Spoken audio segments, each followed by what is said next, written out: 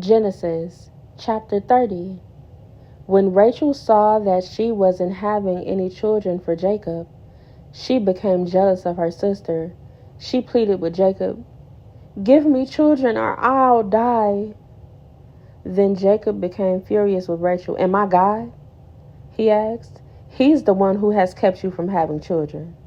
Then Rachel told him, "Take my maid Bilhah and sleep with her. She will bear children for me, and through her I can have a family too." So Rachel gave her servant Bilhah to Jacob as a wife, and he slept with her. Bilhah became pregnant and presented him with a son. Rachel named him Dan, for she said, "God has vindicated me. He has heard my request and given me a son." Then Bilhah became pregnant again and gave Jacob a second son. Rachel named him Naphtali, for she said, "I have struggled hard with my sister and I'm winning." Meanwhile, Leah realized that she wasn't getting pregnant anymore, so she took her servant Zilpah and gave her to Jacob as a wife. Soon Zilpah presented him with a son. Leah named him Gad, for she said, "How fortunate I am."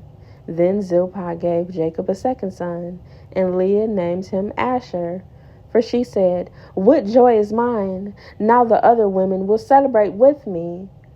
One day, during the wheat harvest, Reuben found some mandrakes growing in a field and brought them to his mother, Leah. Rachel begged Leah, "Please give me some of your son's mandrakes." But Leah angrily replied, "Wasn't it enough that you stole my husband? Now will you steal my son's mandrakes too?" Rachel answered, "I will let Jacob sleep with you tonight if you give me some of the mandrakes." So that evening, as Jacob was coming home from the fields, Leah went out to meet him. "You must come and sleep with me tonight," she said. "I have paid for you with some mandrakes that my son found." So that night he slept with Leah, and God answered Leah's prayers.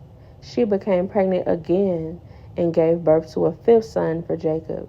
She named him Issachar, for she said, "God has rewarded me for giving my servant to my husband as a wife." Then Leah became pregnant again and gave birth to a sixth son for Jacob. She named him Zebulun, for she said, "God has given me a good reward. Now my husband will treat me with respect, for I have given him 6 sons." Later, she gave birth to a daughter and named her Dinah.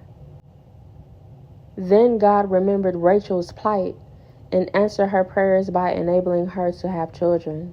She became pregnant and gave birth to a son. "God has removed my disgrace," she said, and she named him Joseph, for she said, "May the Lord add yet another son to my family." Soon after Rachel had given birth to Joseph, Jacob said to Laban, "Please release me so I can go home to my own country.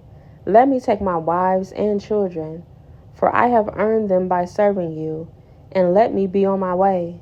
You certainly know how hard I have worked for you." "Please listen to me," Laban replied. "I have become wealthy, for the Lord has blessed me because of you. Tell me how much I owe you. Whatever it is, I'll pay it." Jacob replied, "You know how hard I've worked for you and how your flocks and herds have grown under my care. You had little indeed before I came, but your wealth has increased enormously. The Lord has blessed you through everything I've done, but now, what about me? When can I start providing for my own family?"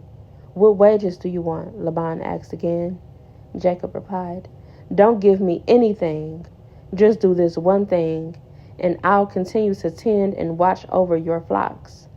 Let me inspect your flocks today and remove all the sheep and goats that are speckled or spotted, along with all the black sheep. Give these to me as my wages. In the future, when you check on the animals you have given me as my wages, you'll see that I have been honest. If you find in my flock any goats without speckles or spots, or any sheep that are not black, you will know that I have stolen them from you." "All right," Laban replied. "It will be as you say." But that very day Laban went out and removed the male goats that were streaked and spotted. All the female goats that were speckled and spotted or had white patches, and all the black sheep. He placed them in the care of his own sons, who took them a 3 days' journey from where Jacob was. Meanwhile, Jacob stayed and cared for the rest of Laban's flock. Then Jacob took some fresh branches from poplar, almond, and plane trees, and peeled off strips of bark, making white streaks on them. Then he placed these peeled branches in the watering troughs where the flocks came to drink, for that was where they mated. And when they mated in front of the white streaked branches, they gave birth to young that were streaked, speckled, and spotted. Jacob separated those lambs from Laban's flock.